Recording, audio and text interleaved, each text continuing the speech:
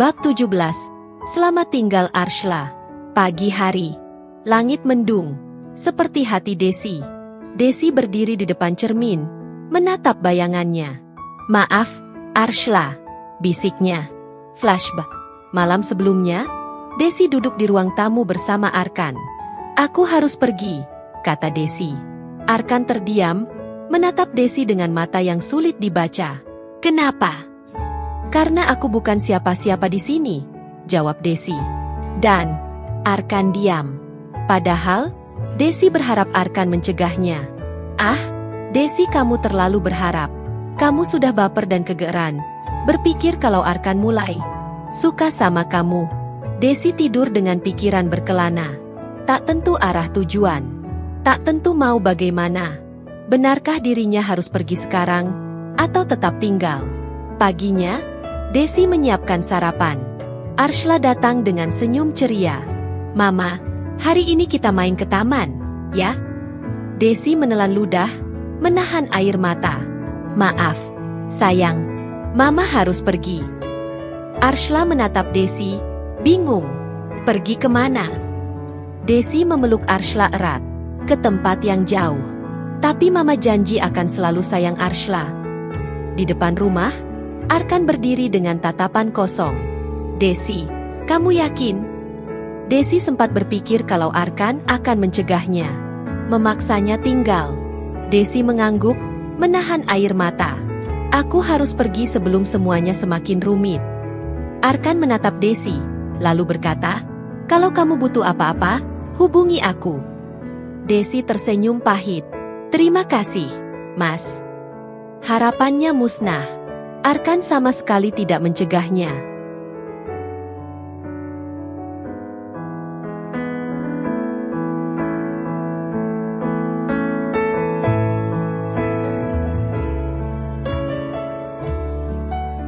Desi berjalan menjauh, meninggalkan rumah itu. Langkahnya berat, tapi dia tahu ini yang terbaik. Saat Desi sampai di terminal, dia melihat seseorang yang familiar. "Bu Neneng." Bu Neneng tersenyum. "Desi, aku ingin membantu. Aku tahu kamu orang baik." Desi terkejut. "Kenapa Bu Neneng ingin membantu saya?" "Karena aku tahu kamu bukan penipu. Aku ingin menebus kesalahanku." Desi kembali ke rumah Arkan. Arshla berlari memeluknya. "Mama, jangan pergi lagi." Desi meneteskan air mata. "Maafkan Mama, sayang." Arkan menatap Desi dengan tatapan hangat. "Selamat datang kembali." Desi duduk di kamar, menatap langit malam. Dia tahu perjalanan masih panjang. Tapi untuk saat ini, dia di rumah. Kembali kepada Arkan dan Arshla.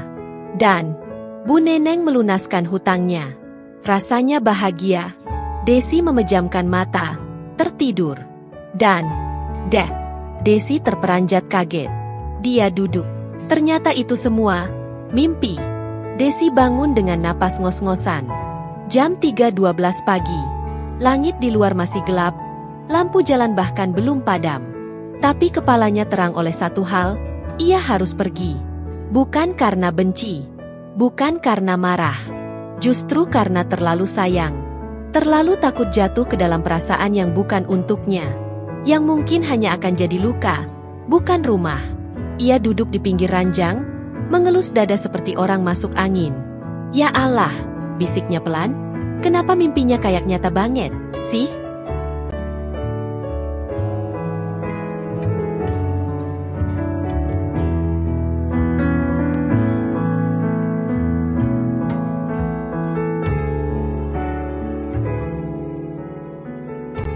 Dia menengok ke arah Arshla yang masih tidur pulas di ranjang kecilnya, memeluk boneka kelinci yang Desi belikan waktu di mall.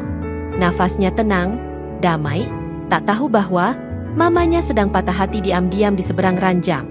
Desi bangkit, perlahan. Ia mulai mengemas baju. Hanya baju miliknya sendiri.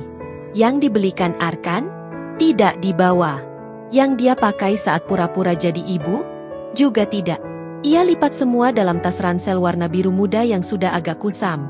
Tas itu saksi hidupnya sebelum masuk ke rumah besar ini.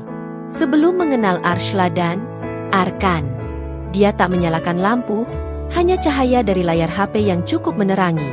Bei Rani pasti tidur di kamar belakang, dan Arkan, dia di lantai atas. Sendiri. Seperti biasanya. Ketika semuanya masuk ke dalam tas, Desi sempat diam sejenak di ruang tamu. Menatap foto keluarga itu di dinding. Arkan, Arshla, dan Safira. Lalu ada foto baru yang ditambahkan Bei Rani kemarin. Arkan, Arshla, dan Desi. Bodohnya dia, sempat merasa itu nyata. Sempat merasa, mungkin dia sudah menjadi bagian dari mereka. Di luar, udara terasa sangat dingin menggigit. Cuaca subuh, selalu seperti ini. Ia panggil ojek online, jalan sedikit keluar kompleks supaya tak menimbulkan suara. Supaya tak ada yang bangun. Supaya kepergiannya jadi cerita diam-diam, yang mungkin besok baru disadari. Tapi, ya, justru itu yang menyakitkan. Pergi diam-diam, saat hati masih penuh. Dalam perjalanan, dia memandangi jalan kosong dan lampu jalan yang mulai redup. Maaf, Arshla. Desi menatap jalanan yang berembun, menggambar lingkaran kecil dengan ujung jarinya. Di punggung Kang Ojek. Desi jadi malu sendiri. Maaf karena mama palsumu ini terlalu pengecut. Air mata menetes. Mungkin bukan karena Arshla, tapi karena semuanya. Karena sejak kecil dia terbiasa ditinggal, dan sekarang dia sendiri yang ninggalin. Apa karma bisa datang secepat ini? Tapi tiba-tiba, HP-nya bunyi. Notifikasi pesan. Dari Arkan.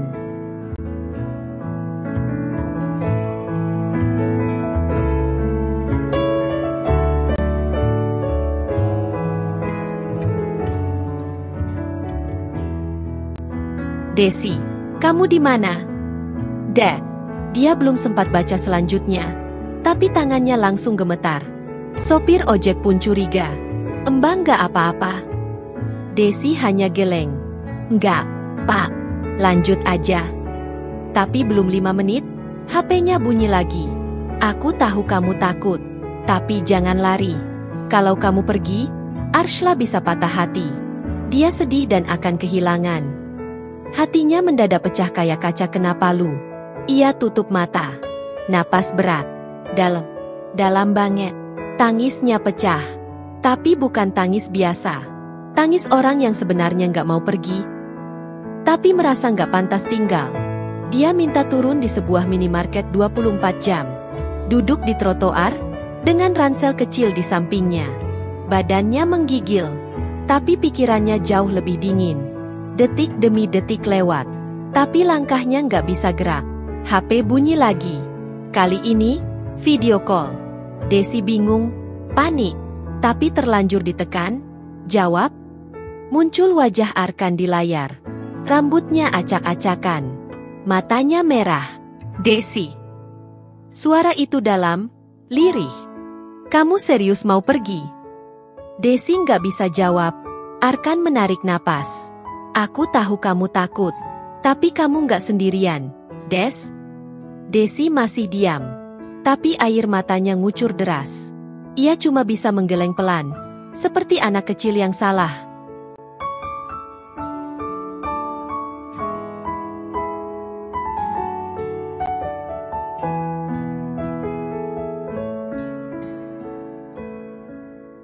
Aku bukan siapa-siapa, katanya pelan.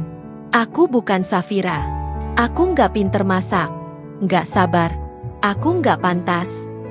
Arkan diam. Lalu bicara lagi. Aku tahu kamu bukan Safira. Justru karena itu, aku mulai bisa bernapas lagi. Desi langsung tutup wajah.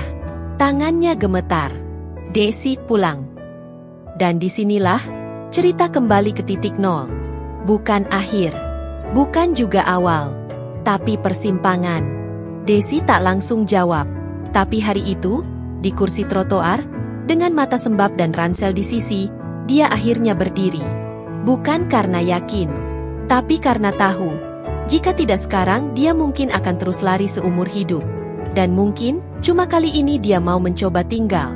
Bukan demi kontrak, bukan demi gaji, tapi demi Arshla. Dan seseorang yang entah sejak kapan mulai memenuhi pikirannya. Arkan. Pagi harinya, Desi memutuskan untuk kembali. Tapi masih setengah-setengah. Dia kembali naik ojek online. Saat itu waktu menunjukkan pukul 5:30 pagi. Desi kembali berdiri di depan rumah itu. Rumah mewah Arkan. Kakinya sudah bergerak hendak menuju halaman depan dan menuju pintu utama. Setidaknya itu yang dia pikirkan. Tapi nyatanya, kakinya malah mematung. Beku. Diam tak bergerak. Dia hanya menatap pintu dari jauh. Dari luar halaman. Dan, ceklek, pintu utama terbuka. Arkan terlihat muncul dari balik pintu itu.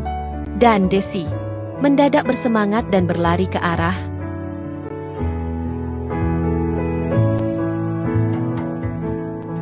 Kalau kamu suka dengan cerita ini, yuk subscribe dan like dulu. Jangan lupa aktifkan tombol notifikasinya juga. Terima kasih.